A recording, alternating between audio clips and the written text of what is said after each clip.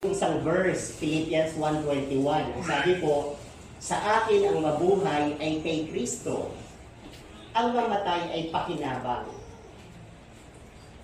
Pagka po, napakasimpleng verse, pero pagka po iyon ay hinalukay natin, sa akin ang mabuhay ay kay Kristo.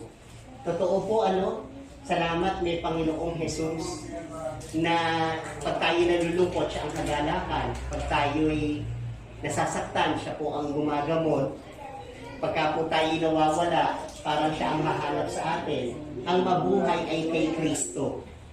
Pero ang sabi po ni St. Paul, ang mamatay, pakinabang.